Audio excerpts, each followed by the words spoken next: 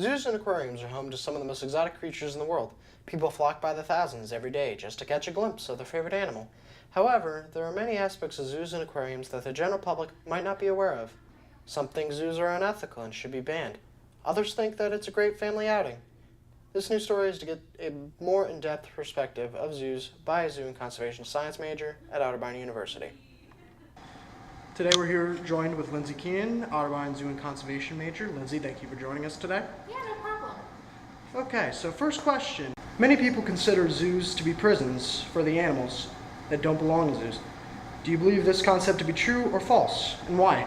I think this concept is false. I don't really see zoos as prisons. I see them more as educational environments for both humans and animals alike.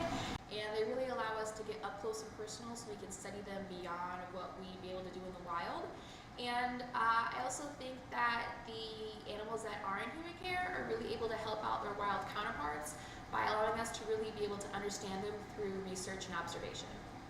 Besides education, what are the main functions of zoos and aquariums? I think the main functions of zoos and aquariums would be conservation projects to preserve species and biodiversity, which kind of goes alongside conducting research projects. And the third thing I think would be recreational activities for both families and school groups and all people of the like. Since you mentioned conservation, what do zoos do specifically that help conservation efforts?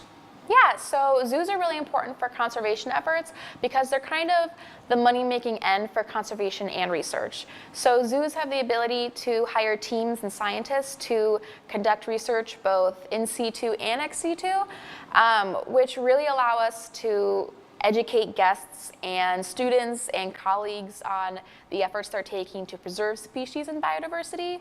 So in addition to the funding, a lot of accredited zoos also partake in conservation breeding programs, which allow them to really go into saving threatened and vulnerable and endangered species so they're not on the brink of extinction. And through these programs, they're able to make sure that these animals are in a monitored and safe environment where they're able to have the resources they need so we can preserve that species. Some may ask why zoos don't release all the animals back into the wild once they reach maturity. Do zoos do this, and to what extent? So I think one reason animals aren't always able to be released back into the wild is because a lot of them are captive born, and there are a lot of variables that play into thriving in that environment. But there have been cases where there are a few animals were able to be bred in captivity and released back into the wild to save future populations.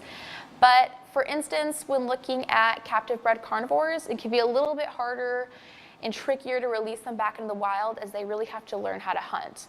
But when speaking in terms of threatened species, it's hard to reintroduce an animal into the wild if the reason they went extinct in the wild or were threatened to begin with is still a threat in that area.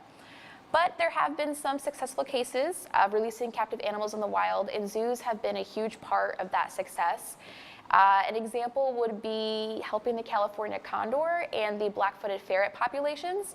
And it just takes a lot of work to make sure that an animal would have a high success rate in living out in the wild. So humans have to do a lot to make sure that they're ready to do that.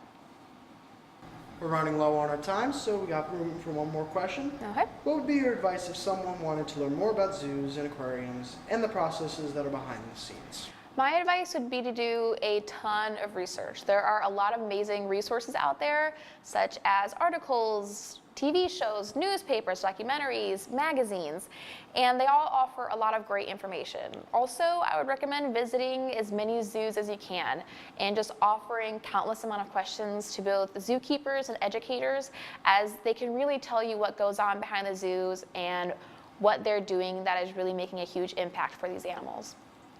Okay, thank you for your time.